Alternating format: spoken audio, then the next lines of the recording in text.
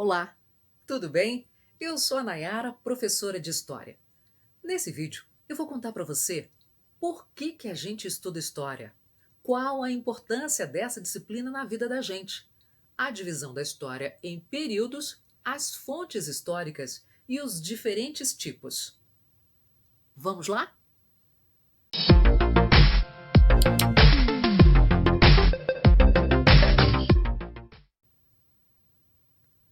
Para começar, você precisa saber logo de cara que a disciplina de História estuda as relações humanas através do tempo.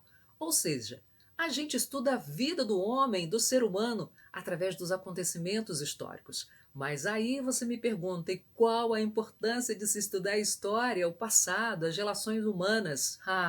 Eu quero é viver o aqui e agora, curtir o presente. Não é isso? Pois é aí que está o grande barato de se estudar a história, pelo menos para mim, não é não?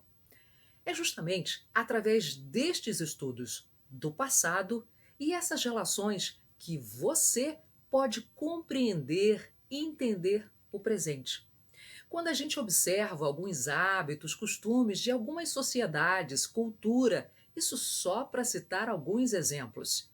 E eu te pergunto, por que alguns países são mais ricos que os outros? Por que alguns bairros ou grupos de pessoas têm mais privilégios que os outros, hein? Você saberia me responder? É claro que a gente sabe que existem vários fatores que podem influenciar esses exemplos que eu acabei de te falar.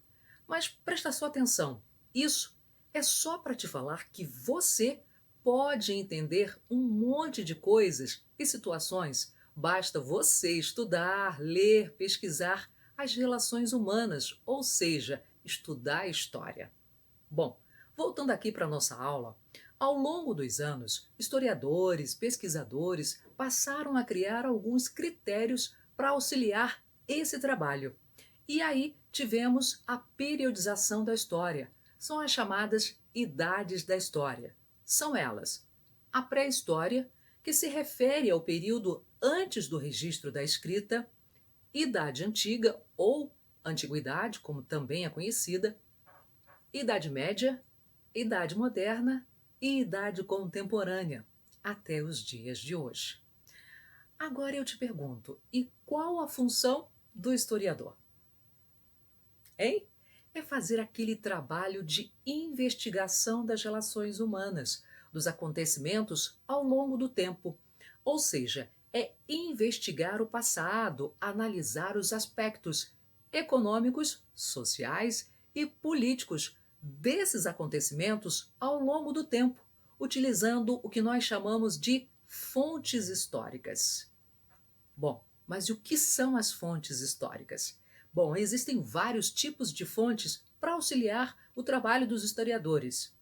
Existem as fontes escritas, que são os registros de casamento, nascimento, morte, livros. As fontes materiais, que são os objetos, construções, meios de transporte. Os monumentos e por aí vai. As iconográficas, bom, nome diferente, né? Mas eu te explico. Iconografia é uma forma de linguagem através da imagem, do visual. Então, fontes iconográficas são os desenhos, as pinturas, as fotografias tão comuns nos dias de hoje. E as orais, que podem ser, por exemplo, as entrevistas, músicas, que podem retratar toda uma realidade cotidiana de grupo de pessoas, bairros, ok?